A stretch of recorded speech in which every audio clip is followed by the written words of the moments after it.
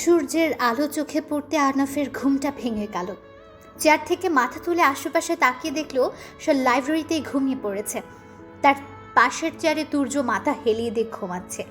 Ahnaf chair ছেড়ে উঠে সামনে সোফা থেকে একটা কুশন এনে তুর্যের মাথার নিচে দিয়ে আড়মোড়া ভেঙে লাইব্রেরি থেকে বের হলো। সে নিজের রুমের দিকে পা বাড়াতে যাবে, তখনই মাউর সাথে চেঁচামেচি শুনে থমকে গেল। অরুণিকার রুম থেকে এই চেঁচামেচির শব্দটা আসছে। আহনাফ সেদিকে যেতেই আরফ আর ইভানও নিজেদের রুম থেকে বের হলো। তারা মাউসাদকে কিছু জিজ্ঞেস করতে যাবে, তখনই অরুণিকার রুমে ঢুকে তিনজনই স্তব্ধ হয়ে গেল। মাউসাদ শতাব্দীকে মেঝে থেকে ওঠানোর চেষ্টা করছে, আর ঘরে কোথাও অরুণিকা নেই। আহনাফ পুরো ঘরে অরুণিকাকে না পেয়ে অন্য ঘরে তাকে খুঁজতে গেল। এদিকে ইভান আর মাউসাদ শতাব্দীকে উঠিয়ে হুইল চেয়ারে বসালো। শতাব্দীর চুলগুলো এলোমেলো হয়ে গেছে, তার চোখে মুখে ভীতি। সে নিজের সব শক্তি দিয়ে কণ্ঠ থেকে শব্দ বের করার চেষ্টা করতে চাইছিল, কিন্তু একটা শব্দ বের করতে না পেরে সে কেঁদে দিল। শতাব্দীর ছটফটানো দেখেই সবাই বুঝলো ভালো কিছু হয়নি। আরফ বারান্দায় গিয়ে এপাশ ওপাশ তাকিয়ে দেখলো বারান্দায় অরুণিকার পায়ের স্যান্ডেলটা পড়ে আছে। স্যান্ডেলটা হাতে নিয়ে সে রুমে এসে দেখলো অন্য স্যান্ডেলটি ঘরের ভেতর। আরফ শতাব্দীর সামনে বসে বলল, শতাব্দী, রাতে কি কেউ ঘরে এসেছিল? শতাব্দী চোখের ইশারায় হ্যাঁ বোঝালো। আরফ ব্যস্ত কণ্ঠে বলল, ওরও কোথায়? শতাব্দী বারান্দার দিকে তাকালো। ইভান বারান্দায় এসে ভালোভাবে আশেপাশে তাকালো। তারপর রুমে ঢুকতে আহনাফ অরুণিকার ঘরে এসে বলল, ওরও কোথাও নেই। তাহমিদ, তুর্য আর ইমনও ততক্ষণে ঘুম থেকে উঠে পড়েছে।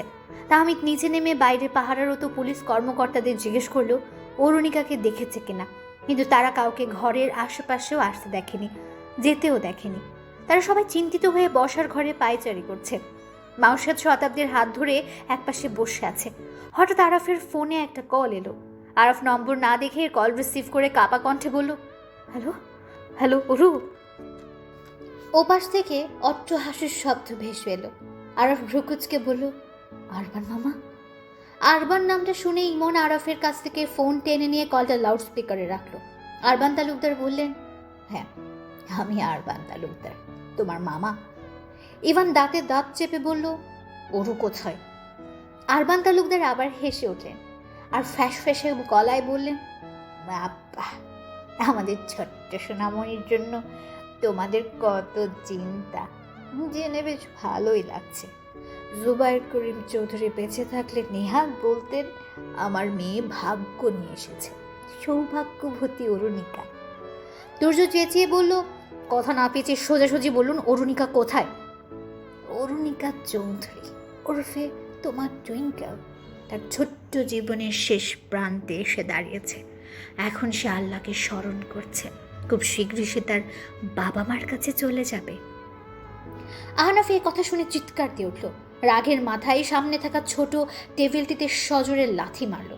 ইমনের হাত থেকে ফোন টেনে নিয়ে চেঁচিয়ে বলল, অরুর যদি কিছু হয় আমি তোকে খুন করব। আরবান তালুকদার হেসে বললেন, আগে তো তোমার ছোট্ট বউকে বাঁচাও, তারপর এমন ভারী ভারী বাক্য শুনব। এখন তেমন একটা মজা পাচ্ছি না। মজা তো তখন হবে যখন তোমরা 6 জন কুকুরের মতো দৌড়াবে, আর ওদিকে আমাদের ছোট্ট সোনামণি বিড়ালের মতো মিউ মিউ। আহনাফ আরবান তালুকদারের পুরো কথা শুনল না। রাগের মাথায় ফোনটা মেঝেতে আছাড় মারল। আরাফ আহনাফকে ধাক্কা দিয়ে বলল, ফোন ফেলে দিলি কেন? ওরু কোথায় আছে এটা তো জানতেই পারলাম না। আহনাফ আরাফের কলার ধরে বলল, তোর রুমের পাশে ওর রুম ছিল, তুই একটুও বুঝতে পারিসনি? তোর তো কোনো মাথা ব্যথাই নেই। তুর্য আহনাফকে একপাশে টেনে আনলো। আরাফ স্তব্ধ হয়ে আহনাফের দিকে তাকিয়ে রইল। ইমন আরাফের কাঁধে হাত রেখে নরম কণ্ঠে বলল, ওর মাথা ঠিক নেই, অরুণিকার চিন্তা উল্টাপাল্টা বলছে। আরাফ ইমনকে সরিয়ে দিয়ে চেঁচিয়ে বলল, আমার চেয়ে বেশি ওর চিন্তা হচ্ছে। ওরু আমার প্রাণ, ও আমার বাচ্চা। আমি বাবার মতো ওকে বড় করেছি। আমি শরীর আর মনের সব শক্তি খরচ করে ওকে এত বড় করে তুলেছি। তুই কি বুঝবি আমার মাথা ব্যথা? ইভান চেঁচিয়ে বলল, তোরা চুপ করবি এখন? এভাবে ঝগড়া করে কি কোনো লাভ হবে? এবার তাহমিদ বলল, কেউ বারান্দা টপকে অরুণিকার ঘরে এসে ওকে নিয়ে গেল, আর বাইরের পাহাড়ের তো পুলিশ কর্মকর্তাগুলো কি সারা রাত ঘাস কেটেছিল? এদিকে ইমান ছাদের রেলিংয়ে হেলান দিয়ে এক দৃশ্যতে ফোনের দিকে তাকিয়ে আছে।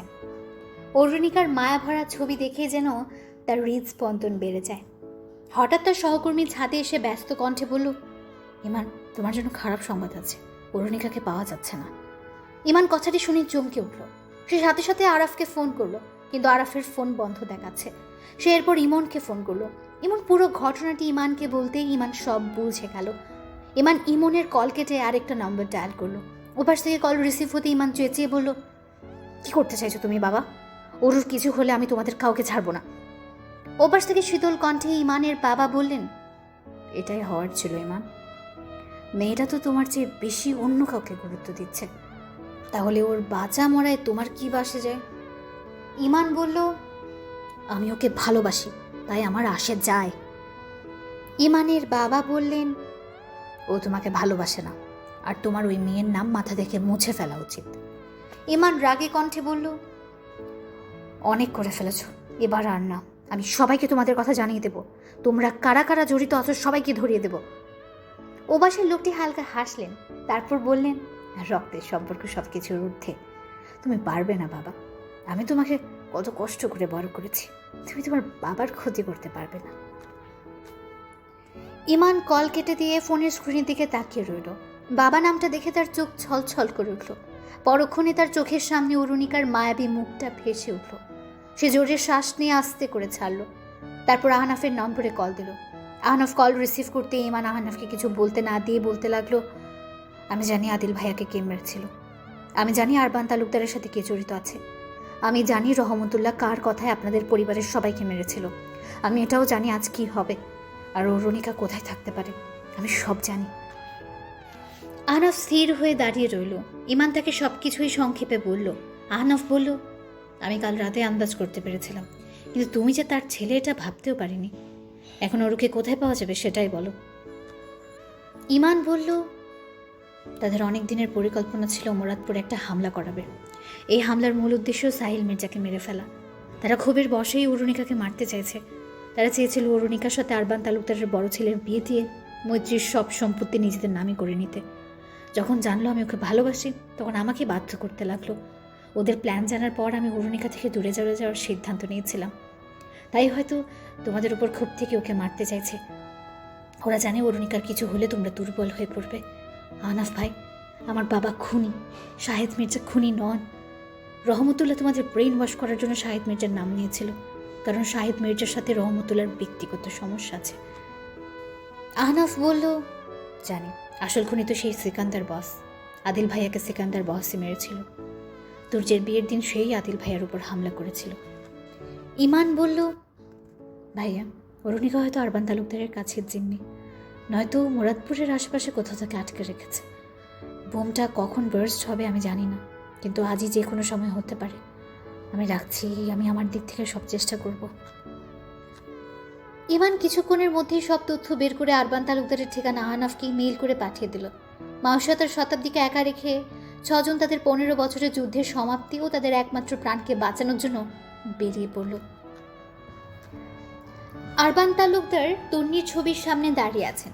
বন্দুকের ঠাটার শব্দ কানে আসতে আরবান তালুকদারের ঠোঁটে হাসির রেখা ফুটে উঠল। পাশের ড্রয়ার থেকে একটা কালো কোট বের করে তা পরে নিলেন তিনি। কোট পরতে পরতে তিনি জানলার সামনে এসে দাঁড়ালেন। নিচে আরাফ, ইমন আর তুর্যকে দেখে তিনি মুচকি হাসলেন। তারপর আলমারি থেকে কালো গ্লাভস বের করে পরে নিলেন। এরপর ড্রয়ার থেকে একটা কালো মুখোশ বের করলেন। সেটিও মুখে লাগিয়ে তিনি আয়নার সামনে দাঁড়ালেন। নিজেকে দেখে তিনি হাসতে লাগলেন।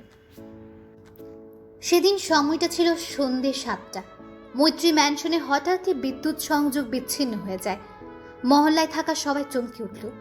গত কয়েক বছরে বিদ্যুৎ গেলেও মৈত্রী এলাকার রাস্তার হেডলাইটগুলো কখনোই বন্ধ হয় না। আর আজ হঠাৎ পুরো এলাকা অন্ধকারে ছেয়ে গেল কেন? রহমতুল্লাহ ছেলে রুকন এসে আরবান তালুকদারের সামনে দাঁড়ালো। বাড়ির প্রধান গেট, ভেতরের গেট, প্রতিটি বাড়ির সামনের গেটে কজন অস্ত্রধারী পাহারাদার আছে সব তথ্য দিল। আরবান তালুকদার পেছনে ইশারা করতে একটা ছোট ট্রাকের পেছন থেকে 60 জন মুখোশ আর অস্ত্রধারী সন্ত্রাসী নেমে পড়ল। আরবান তালুকদারের হাতের ইশারায় দেরি না করেই 60 জনই মৈত্রী ম্যানশনের প্রধান গেট দিয়ে ঢুকে গুলি চালাতে লাগলো। নিস্তব্ধ অন্ধকারের জন্য এলাকাটি যেন মুহূর্তেই ভয়ঙ্কর হয়ে উঠল। আশপাশের বাড়িগুলোর দারোয়ানরা গেট বন্ধ করে দিয়ে তাদের ঘরে ঢুকে পড়েছে। 18 মিনিটের ব্যবধানে পাহারাদারদের হত্যা করে 60 জন মুখোশধারী লোক বিভক্ত হয়ে প্রথমে ইমতিয়াজ মাহবুবের বাড়িতে ঢুকলো, তারপর হাকিম আহমেদের বাড়িতে ঢুকে সবাইকে নির্বিচারে গুলি করে হত্যা করলো। তারপর আলিম হোসেনের বাড়ি, এরপর আশেপাশে তাদের আত্মীয় বন্ধুদের বাড়িতে হামলা চালালো। সবার শেষে আরবান তালুকদার চৌধুরী বাড়িতে ঢুকলেন। ততক্ষণে আনিস চৌধুরী জানালার ফাঁক দিয়ে কালো কোট পরা আরবান তালুকদারকে দেখে ফেললেন। তবে তিনি জানতেন না এই লোক আরবান তালুকদার হবে কিনা, কারণ কয়েক মাস আগে তাদের নিজেদের ব্যবসায়িক সাফল্যের জন্য একটা বন্ধু ও আত্মীয়দের নিয়ে একটা সমাবেশ আয়োজন করা হয়েছিল, আর সেখানে সবাইকে মৈত্রী গ্রুপ থেকে কালো কোট দেওয়া হয়েছিল। আর এই কোট শুধু তাদের পরিচিত বন্ধু বা আত্মীয়দেরই থাকার কথা। আর সেই সমাবেশে মুর্শিদ জুবাইর উপস্থিত থাকলেও তার কালো কোটটিতে ত্রুটি থাকায় সেটি সমাবেশের আয়োজকের হাত দিয়েই বেরিয়ে এসেছিলেন তিনি। আনিস চৌধুরী ভাইকে কথা জানাতেই জুবাইর করিম চৌধুরীর সাথে সাথে ফোন নিয়ে মুর্শিদ জুবাইরের কাছে সাহায্য চাইলেন। আর এর কিছুক্ষণের মধ্যেই 20 জন অস্ত্রধারী লোক একই সাথে চৌধুরী বাড়িতে ঢুকে পড়ল। জুবাইর করিম চৌধুরী ভীত সন্ত্রস্ত পরিবারের সবার মুখের দিকে না তাকিয়ে তার আদরের কন্যা অরুণিকাকে কোলে নিয়ে রান্নাঘরের দিকে ছুটলেন। ততক্ষণে আরবান তালুকদার পিস্তল তাক করে আরাফের বাবা আরহাম চৌধুরীর বুকে গুলি ছুটতে লাগলেন। অরুণিকার সাথে সাথে বাবাকে জড়িয়ে ধরল। জুবাইর করিম চৌধুরী মেয়েকে রান্নাঘরের ক্যাবিনেটে বসিয়ে দিয়ে বললেন, আমি না আসা পর্যন্ত তুমি একটা শব্দ করবে না, এখান থেকে বেরো হবে না। অরুণিকা ঠোঁট ফুলিয়ে মাথা হেলিয়ে দিতেই তিনি ক্যাবিনেটের দরজা বন্ধ করে রান্নাঘর থেকে বেরিয়ে এলেন। তারপর নিজেকে পিলারের আড়ালে রেখে বসার ঘরের টেবিলে রাখা সমাবেশে আসা মেহমানদের তালিকাটি উঠিয়ে নিলেন, কারণ এর মধ্যে খুনির নাম থাকবে। আর তখনই তার উপর কেউ গুলি ছুড়ল। পিঠে আর হাতে 2টে গুলি লাগায় জুবাইর করিম চৌধুরী মাটিতে ঢলে পড়লেন।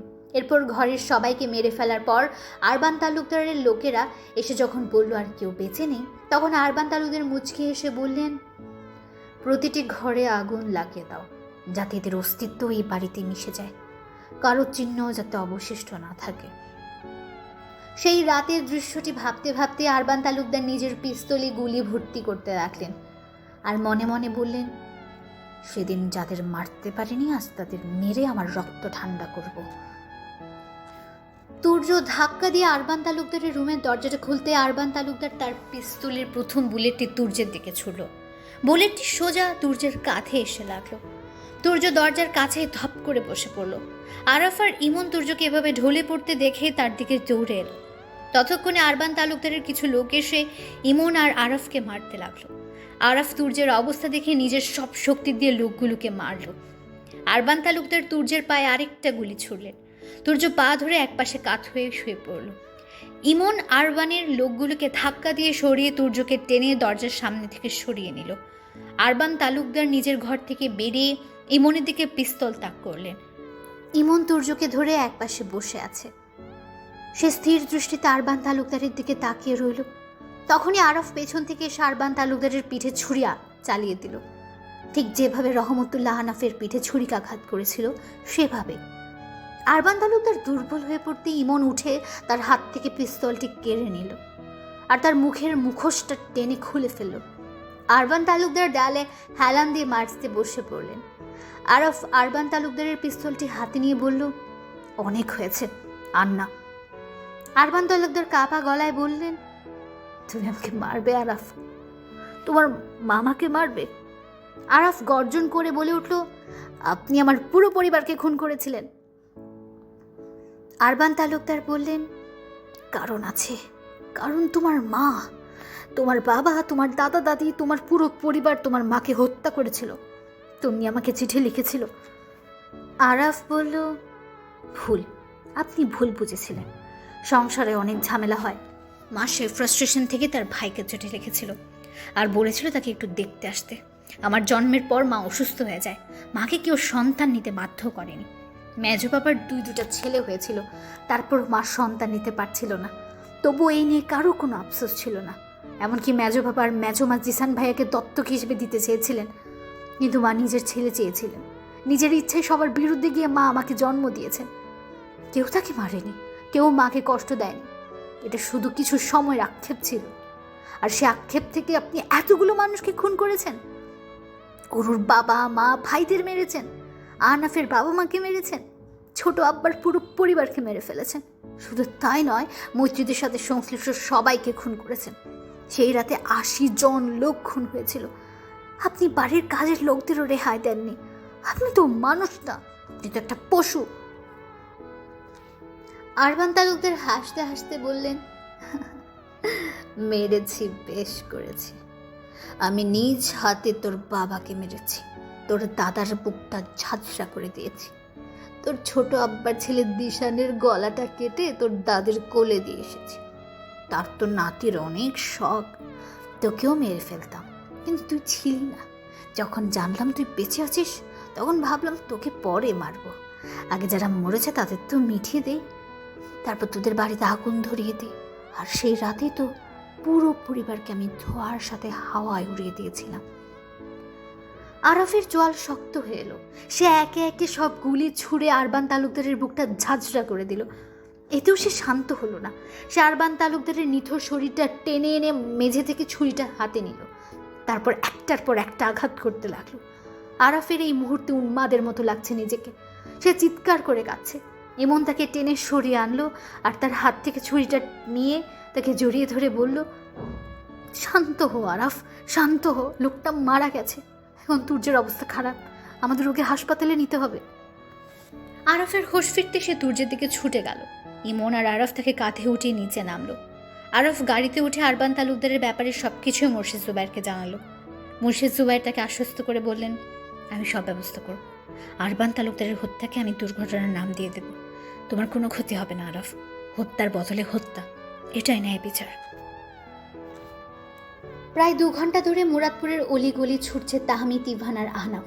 বোম ঠিক কোথায় রাখা হয়েছে এ নিয়ে সবাই সন্দেহে আছে। নিরাপত্তা বাহিনী এসে তাদের যন্ত্র দিয়ে পুরো জায়গায় অনুসন্ধান চালিয়েছে, কিন্তু কোথাও কিছুই পাওয়া যায়নি। সবাই ব্যাপারটিকে গুজব বলে উড়িয়ে দিয়েছে। 10টা থেকে 12টা পর্যন্ত মুরাদপুরের আশেপাশে সব রাস্তা বন্ধ। এমন জায়গা বন্ধ রাখলে পুরো শহরের চলাচল খানিকটা স্থবির হয়ে যাবে। 12টার পর আবার সব স্বাভাবিকভাবে চলতে লাগলো। মানুষ নিরাপত্তা বাহিনীর কথা শুনতে আগ্রহী নয়। এলাকাটা এত বড়ও নয় যে বোম রাখলে খুঁজে পাওয়া যাবে না। অনেক খোঁজাখুঁজির পরে এই সিদ্ধান্ত নেওয়া হলো যে আহনাফদের বিভ্রান্ত করার জন্য তথ্য দেওয়া হয়েছে। এই মুহূর্তে ইমানকে বিশ্বাস করবে কি করবে না সেই দ্বন্দ্বে ভুগছে 3 জন। তাহমিদের পাটা অসম্ভব ব্যথা করছে, ইভানের চোখ জ্বালা করছে, আহনাফের নিজেকে পাগল মনে হচ্ছে। তাদের 3 জনেরই রোদের তাপে পুরো শরীর ঘামে ভিজে গেছে, গলার পানি শুকিয়ে কাঠ হয়ে গেছে। তবুও তাদের একটু পানি খাওয়ার ইচ্ছে হচ্ছে না। এই মুহূর্তে অরুণিকাকে পেলেই যেন সব তৃষ্ণা মিটবে। এদিকে তুর্যকে হাসপাতালে আনা হয়েছে। ইমন মাউসাদকে ফোন করে সবটা জানাতেই মাউসাদ তাড়াতাড়ি উপমাকে তুর্যের খবর দিল। উপমা সব শুনে পাগলের মতো ছুটতে ছুটতে হাসপাতালে পৌঁছালো। সে তুর্যের জন্য কাঁদছে তো কাঁদছে। ইমন তাকে শান্ত করতে ব্যস্ত। এদিকে আরফ পাথরের মতো বসে আছে। সে নিজের হাতে কোনো মানুষকে খুন করেছে, তাই তার নিজেকে কেমন যেন নোংরা নোংরা লাগছে। ইমন আরফের দিকে এক নজর তাকিয়ে উপমাকে ধমক দিয়ে বলল, এতদিন তো আমার বন্ধুর খবর নাওনি, এখন এসে এসব ন্যাকামি করছো কেন? চুপ করে বসে থাকো, নয়তো ধাক্কা দিয়ে হাসপাতাল থেকে বের করে দেবো। আসছে বউকিরে দেখাতে। উপমা ইমনের কথায় নির্বাক হয়ে গেল। তার চোখ বেয়ে টপ টপ করে অশ্রু গড়িয়ে পড়তে লাগলো। সে ধপ করে হাসপাতালের বেঞ্চে বসে পড়ল। মুহূর্তেই তুর্যের শুকনো মুখটি তার চোখের সামনে ভেসে উঠল। কতবার তার অফিসের সামনে গিয়ে তুর্য দাঁড়িয়েছিল, কতবার তার বাড়ির সামনে হাঁটু গেড়ে বসে ক্ষমা চেয়েছিল। তুর্য শুধু একটাবার সুযোগ চেয়েছিল, কিন্তু উপমা একটু সাড়া দেয়নি। উপমা 2 হাত উঠে মনে মনে বলল, আল্লাহ, আমাকে একটা শেষ সুযোগ দাও। আমি তুর্যকে অনেক কষ্ট দিয়েছি, আমি ওকে আর কষ্ট দেব না, ওকে আর দূরে সরিয়ে দেব না। আল্লাহ, প্লিজ ওকে সুস্থ করে ফিরিয়ে দাও, প্লিজ আল্লাহ। তুর্য সুস্থ হলে আমি টানা 30টা রোজা রাখবো। এতদিন যত টাকা জমিয়েছি সব দান করে দেব। তুর্যকে সুস্থ করে দাও আল্লাহ। এদিকে টুইঙ্কেল হাউসের বাড়ির দরজার সামনে 4-5 জন মুখোশধারী লোক দাঁড়িয়ে আছে। মাউসাদ দরজার পিপফুল দিয়ে লোকগুলোকে দেখে ঘাবড়ে গেল। সে শতাব্দীকে নিয়ে বসার ঘরে চলে এলো। বসার ঘরের পাশে একটা রুম আছে, তারা সেখানে চলে গেল।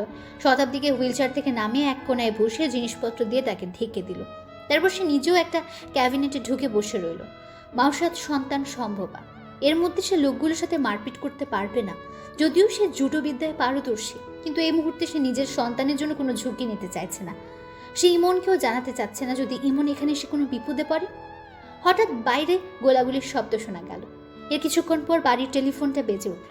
মাসুদ ধীরে ধীরে ফোনের কাছে গিয়ে রিসিভারটা ওঠাতে রিয়াজুর রহমানের কণ্ঠ শুনে থমকে গেল। রিয়াজুর রহমান বললেন, হ্যালো হ্যালো। মাসুদ কাপা কণ্ঠে বলল, হ্যালো। কে বলছেন? মিসেস ইমন মাহবুব? জি। আমি রিয়াজুর রহমান। আপনাদের বাসার বাইরে কিছু হামলাকারী ছিল, ওদের গ্রেফতার করা হয়েছে। দরজা খুলুন, আমি আর শাহবাজ খান বাইরে দাঁড়িয়ে আছি। মাওশাদ সাহস নিয়ে দরজা খুলল। দরজা খুলতে দেখলো কিছু পুলিশ সদস্যকে সাথে নিয়ে শাহবাজ খান আর রিয়াজুর রহমান দাঁড়িয়ে আছেন। তারা ভেতরে ঢুকে শতাব্দীকে বের করে আনলো। বাড়ির গেটে ভালোভাবে তালা লাগিয়ে মাওশাদ ইমনকে বলল সে শতাব্দীকে নিয়ে রিয়াজুর রহমানের বাড়িতে যাচ্ছে। ইমন অনুমতি দিতেই সে চলে গেল। রিয়াজুর রহমানের বাসায় এসে মাওশাদ বলল, কাল রাতে মুন্সি আঙ্কেলের পরিবাররা আপনাদের সাথে এসেছিল, ওরা কোথায়? রিয়াজুর রহমান কিছুক্ষণ চুপ করে থেকে বললেন, ওরা আমার নতুন বাড়িতে, এটা আমার নিজের বাড়ি, ভেতরে আমার মা আছে। মাওশাদ শতাব্দীকে নিয়ে রিয়াজুর রহমানের মায়ের ঘরে এলো। সে এমন পরিস্থিতির মধ্য দিয়ে যাচ্ছে, এই মুহূর্তে কাকে বিশ্বাস করবে বুঝতে পারছে না। তাই রিয়াজুর রহমান তার পরিচিত এক বোনকে বাসায় আসতে বললেন। মাওশাদ যেহেতু সন্তান সম্ভবা, তার এখন মনটা স্থির থাকা উচিত। তার বয়সী কোনো মেয়ে যদি তার আশেপাশে থাকে তাহলে সে মানসিকভাবে শান্ত থাকবে। এদিকে সে কিছুক্ষণ পরপর ইমনের সাথে কথা বলছে। ইমন ঠিক আছে কিনা কয়েকবার করে জিজ্ঞেস করছে। এদিকে তুর্যের অপারেশন চলছে, অন্যদিকে আরফ পাথরের মতো বসে আছে। ইমন সব ফেলে তো আর মাওশাদের কাছে আসতে পারবে না, তাই সে মাওশাদকে আশ্বস্ত করে বলল সে তাড়াতাড়ি ফিরবে। প্রায় 2.5 ঘন্টার মধ্যে ইমান শহরে পৌঁছালো। শহরে এসে তার সহকর্মী থেকে সে সব খবর নিয়ে নিল। ইমান বুঝতে পারলো তার বাবা এখানে একটা চালাকি করেছে, তাই সে আহনাফকে একটা মেসেজ দিয়ে মুরাদপুরের উদ্দেশ্যে গাড়ি ঘোরালো। এদিকে আহনাফ একটা বাড়ির সামনে তার বাইকটা থামালো। বাইক থেকে নেমে সে ধীর পায়ে বাড়িতে ঢুকলো। রান্নাঘর থেকে পানি খেতে খেতে বেরিয়ে এলো ইসমাম মুন্সি। ইসমাম আহনাফকে দেখে চমকে উঠল। ভ্রুকুচকে বলল, আহনাফ তুমি এখানে? আহনাফ বলল, আপনার সাথে দেখা করতে এসেছে, আপনার একটা সাহায্য লাগবে। ইসমাম মুন্সি বললেন, হ্যাঁ অবশ্যই, কি সাহায্য লাগবে বলো। আহনাফ বলল, অরুণিকাকে পাওয়া যাচ্ছে না, আপনি কি বলতে পারবেন ও কোথায় আছে? ইসমাম ভ্যাবাচাকা খেয়ে বলল, আমি কিভাবে বলবো? আহনাফ বলল, সেটাই তো, কিন্তু আমার যতদূর ধারণা আপনি না জানলেও সিকান্দার বস সব জানবে। ইসমাম স্তব্ধ হয়ে কিছুক্ষণ আহনাফের দিকে তাকিয়ে রইল। পরক্ষণে সোফার কোণা থেকে একটা পিস্তল বের করে আহনাফের সামনে ধরার আগে আহনাফ তার বুকে সজোরে একটা লাথি মারল। ইসমাম ছিটকে দেওয়ালের সাথে ধাক্কা খেল। আহনাফ ইমানের সহকর্মীদের ইশারায় বলল দরজা বেঁধে দিতে। তারপর সে ইসমামের পিস্তলটি পা দিয়ে ঠেলে দূরে সরিয়ে ইসমামের সামনে বসে পড়ল। ইসমাম ভীত চোখে আহনাফের দিকে তাকিয়ে রইল। আহনাফ শীতল কণ্ঠে বলল, আমার ওরু কোথায়? ইসমাম বলল, আমি কিভাবে জানবো আহনাফ, তুমি আমাকে কেন মারতে চাইছো? আহনাফ বলল, ইমান আমাকে সব বলে দিয়েছে। আদিল ভাইয়াকে তুই খুন করেছিস, নিজেকে তৈমুর হিসেবে পরিচয় দিয়েছিস, আর তোর বাবা শাহবাজ খানের পরিচয়ে এতদিনে এত অন্যায় করেছে, আর গতকাল সিকান্দার বসের পরিচয় দিয়ে আমার কাজটা তুই আরও সহজ করে দিয়েছিস। সিকান্দার বস নামের কেউই নেই, এটা তোর ছদ্মনাম। সাবা মির্জার সাথে যার বিয়ে ঠিক হয়েছে তার নাম শেখদার শেখ। কলকাতায় আমি তার কোম্পানিতে কাজ করতাম। কিভাবে ফেসে গেলি তুই, তাই না? তুই যে ফেক ডাটা অনলাইনে ছেড়েছিস, ভুল করে ওখানে একটা ডাটায় তোর হ্যাকার তারিখ চেঞ্জ করতে ভুলে গিয়েছিল, আর ওই তারিখ দেখেই বুঝলাম সিকান্দার বসের কোনো অস্তিত্বই নেই। এই নামটা তো নতুন করে অনলাইনে এসেছে। আমি আরও ভাবছি আগে পিছিয়ে 2 বছর আগের ছবি, মধ্যে ছবিটা 1 ডে এগো কীভাবে সম্ভব? বাহ, হ্যাকারও রেখেছিস তাই না? শুধু মাস্টার মাইন্ড।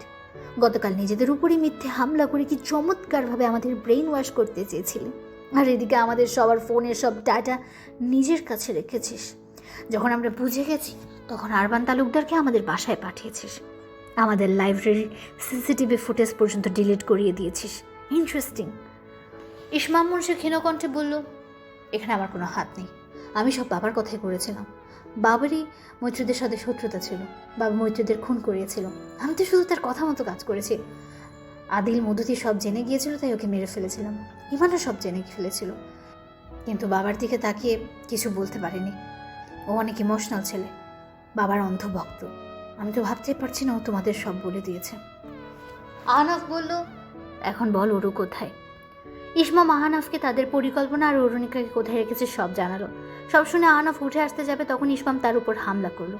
আহনাফ ব্যথায় কুকড়ে উঠে তার কাঁধে হাত দিয়ে নিজের পিস্তল বের করে ইসমামের উপর গুলি চালিয়ে দিল। এরপর সে ইসমামের সামনে বসে তার কপালে পিস্তল ঠেকিয়ে রিভলভারে আরেকটা চাপ দিল। ইসমামের কপাল ফুঁড়ে বুলেট টিপ সামনের দেওয়ালে এসে আটকালো। আহনাফ বাঁকা এসে বলল, বলেছিলাম আমি কাউকে ছাড়বো না। এখন মিস্টার সুলতান মুন্সি, তুমি শুধু একটা মাত্র জীব বাকি আছো, এরপর যুদ্ধ শেষ।